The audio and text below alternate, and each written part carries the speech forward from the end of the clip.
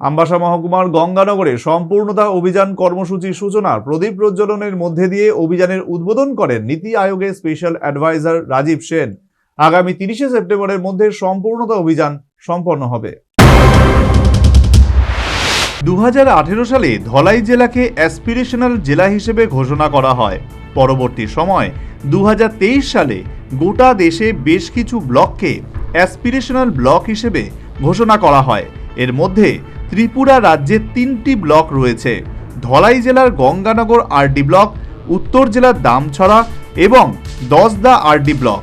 এই ব্লকগুলোতে যে সকল 6টি সূচকে সর্বাধিক প্রাধান্য দিয়ে কাজ শুরু হয়েছিল তার কতটা অগ্রসর হয়েছে সেগুলি দেখা এবং বাকি অংশে 100% লক্ষ্যমাত্রা পৌঁছানোর লক্ষ্যে এই সম্পূর্ণতা অভিযানের সূচনা হয়।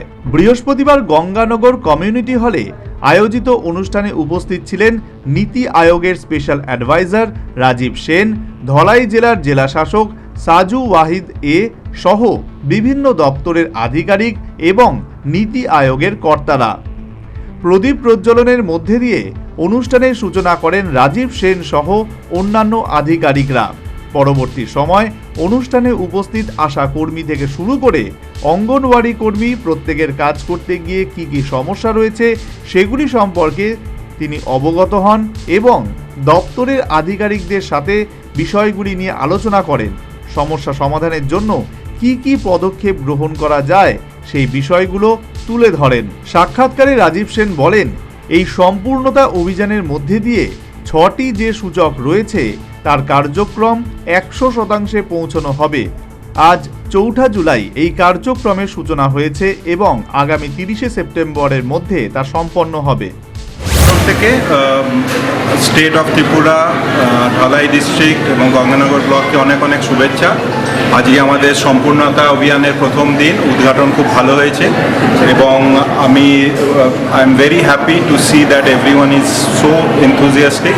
ডিএম সাহেব, বিডিও সাহেব এবং সমস্ত আশা, অঙ্গনওয়াড়ি এবং অন্যান্য স্টেট গভর্নমেন্ট অফিসিয়ালসরা, এবং আমি শিওর যে 3 মাস কেন তার আগেই এই 100% স্যাচুরেশন হয়ে যাবে এবং the state and the blocks will do much more than this 100%. They will go further.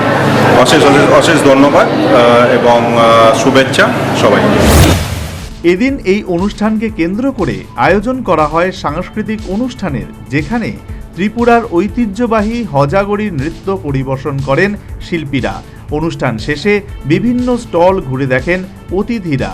পরবর্তী সময় গঙ্গানগর স্কুল, সেখানকার একটি অঙ্গনওয়াড়ি সেন্টার এবং একটি হেলথ ওয়েলনেস সেন্টার পরিদর্শন করেন নীতি আয়োগের স্পেশাল অ্যাডভাইজার রাজীব সেন সহ অন্যান্যরা।